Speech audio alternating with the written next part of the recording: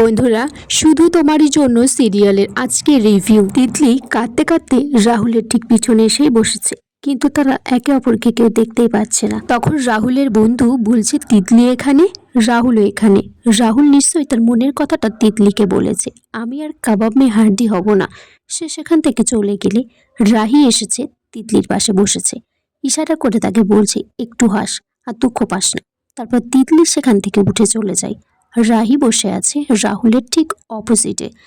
তারপর রাহির ওড়নাটা রাহুলের পিঠে বেঁধে গায়। এদিকে জন সেই আমেরিকা বরের বাঙালি বউ। রাহির যে ফর্মটা ছিল সেটা সে লুকিয়ে লুকিয়ে উল্টো পাল্টা লিখে রাহি যাতে এই কম্পিটিশনটা জিততে না পারে। তারপর রাহুলের বন্ধু রাহুলকে দেখে বলে যে ভাই আমার একা আছে, তার মানে বৌদিকে সমস্ত কথা বলে দিয়েছে, যাই এবার। রাহুলের বন্ধু রাহুলের কাছে গিয়ে বলছে, ভাই তুই তো পুরো চ্যাম্পিয়ন, ট্রফি না জিতে কিন্তু ময়দান ছাড়িস না, তুই তো পুরো বাঘের বাচ্চা। রাহুল বলছে, তুই যে কি বলছিস বুঝতে পারছি। বলছে, তুই তো তিতলি বৌদিকে প্রপোজ করেই দিয়েছিস। বলছে, তিতলি এখানে কোত্থেকে আসবে? তখন বন্ধুটা বলছে, তিতলি তো তোর পিছনেই বসেছিল। রাহুল বলছে, তিতলি আমার পিছনে বসেছিল আর আমি দেখতে পাবো না? রাহুল তারপর ভাবছে যে তিতলি তাহলে ছিল, সেই ওড়নাটা বেঁধে গেছিল, ওটা তাহলে তিতলি ছিল। আমার লাগটা এতটাই খারাপ, বারবার আমার সাথে বিট্রে করছে, তিতলি এতটা কাছে এসেও চলে যাচ্ছে। রাহুল বলছে, তুই চিন্তা করিস না ভাই, এই রিসর্টে একটা রুম বুক করে নিয়েছি, কাল সকালে উঠে 7টার সময় প্রথম কাজ হবে তোর বৌদিকে প্রপোজ করা। রাহিকে তার মা বোঝাচ্ছে যে দেখ, তুই যদি একবার আমেরিকা যেতে পারিস তাহলে কিন্তু তিতলির আমেরিকা যাওয়ার পথটা সহজ হয়ে যাবে। তখন সেখানে তিতলি আসে খুব হাসি খুশি সেজে গুজে।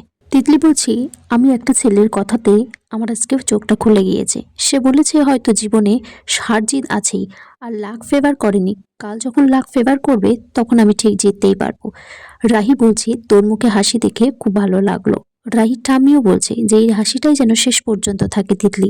তারপর তিতলির মা তিতলির ভাইকে শিখিয়ে দিচ্ছে, তোর বাবা যদি কিছু বলতে চাই তুই কিন্তু বলতে দিবি না। তখন রাহির বাড়ির পাত্রপক্ষ জিজ্ঞাসা করছে তিতলির বাবাকে যে আপনাদের কিসের ব্যবসা। তিনি বলতে চাচ্ছে যে আমাদের ছোটখাটো একটা ব্যবসা আছে, কিন্তু তিতলির ভাই বলছে আমার খুব কাশি হচ্ছে, জল দাও জল দাও বলে কথাটা বলতেই দেয় না। তারপর তার মাকে ফোন করে জানাই যে তিতলির বাড়ি থেকে আমাদেরকে ঠকিয়েছে, ওরা বলেছিল ওদের 150 ভরি সোনা আছে, কিন্তু না, ওদের মাত্র 15 ভরি সোনা আছে। এদিকে পীযূষ তিতলিকে বলছে যে তুমি কম্পিটিশন থেকে সরে গেছো, তাই কি? বিয়ে কিন্তু আমি তোমায় করব, কথা দিচ্ছি। তারপর একটা লকেট দেয় তিতলিকে। রাহুলের বন্ধু তারপর তিতলিকে দেখেছে, রাহুলকে ডেকে বলছে যে ওখানে তিতলিকে দেখলাম, কিন্তু তারা সেখানে এসে দেখে যে তিতলি ওখান থেকে চলে গেছে। তিতলি তারপর সেই লকেটটা নিয়ে রাহির কাছে গেছে, বলছে দিদি জানিস, পীযূষ বলেছে যে এই কম্পিটিশনের পরে ওর ফ্যামিলি থেকে লোক আমাদের বাড়িতে বিয়ের কথা বলতে আসবে। এদিকে বিবাহর পর্ব শুরু হয়েছে, তখন সেখানে রাহুল আর তার বন্ধু এসেছে। শুভদীপকে মঞ্চে ডাকা হচ্ছে রাহির সাথে বিয়ে করার জন্য। জন তারপর সেই ফলস ফর্মটা সেখানে নিয়ে আসে। রাহুল তারপর রাহিকে দেখে বলছে যে এই মেয়েটা এখানে কি করছে। মেয়েটাকে প্রথমে দেখে ভেবেছিলাম যে ওর মধ্যে একটা শিক্ষা আছে, পার্সোনালিটি আছে, কিন্তু না, পুরোটাই কার্টুন, এরকম একটা অনুষ্ঠানে চলে এসেছে। রাহিকে তারপর এই কম্পিটিশন থেকে বাদ দিয়ে দেওয়া হয়, শুভদীপের সাথে তার বিয়েটা হবে না। বলছে আমরা এখনই জানতে পারলাম যে রাহি দত্তের ফর্মে দেওয়া সমস্ত ইনফরমেশন ভুল আছে। আজকের পর্ব এখানেই শেষ হয়ে যায় বন্ধুরা। তোমরা কমেন্টস করে জানিও কেমন লেগেছে আজকের পর্বটা।